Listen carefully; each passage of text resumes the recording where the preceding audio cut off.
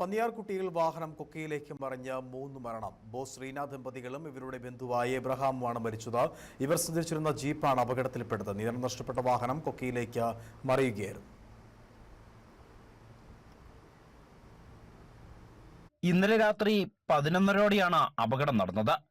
രാജാക്കാട് പന്നിയാർകുട്ടിക്ക് സമീപമാണ് ജീപ്പ് കൊക്കയിലേക്ക് മറിഞ്ഞ ദമ്പതികൾ ഉൾപ്പെടെ 3 പേർ മരണപ്പെട്ടത്.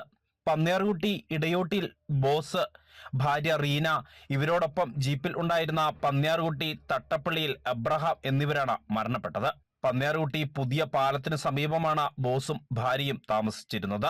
മുല്ലക്കാനത്തെ ബന്ധുവീട്ടിൽ പോയി തിരികെ വരികയായിരുന്നു ഇവർ. പന്നിയാർകുട്ടി പള്ളിക്ക് സമീപം എത്തിയപ്പോൾ നിയന്ത്രണം വിട്ട ജീപ്പ് 100 അടി താഴ്ചയിലേക്ക് മറിയുകയായിരുന്നു. അപകടം നടന്ന സ്ഥലം കുത്തനെയുള്ള ഇറക്കവും റോഡിന് വീതി കുറഞ്ഞ പ്രദേശവുമാണ്. പരിക്കേറ്റ 3 പേരെയും അടിമാലി താലൂക്ക് ആശുപത്രിയിൽ എത്തിച്ചെങ്കിലും ജീവൻ രക്ഷിക്കാനായില്ല. എബ്രഹാമാണ് ജീപ്പ് ഓടിച്ചിരുന്നത്. മരിച്ചവരുടെ മൃതദേഹം അടിമാലി താലൂക്ക് ആശുപത്രിയിൽ സൂക്ഷിച്ചിരിക്കുന്നു. രാജാക്കാട് പോലീസ് സംഭവസ്ഥലത്തെത്തി മേൽ നടപടികൾ സ്വീകരിച്ചു. News bureau, Rajakkad.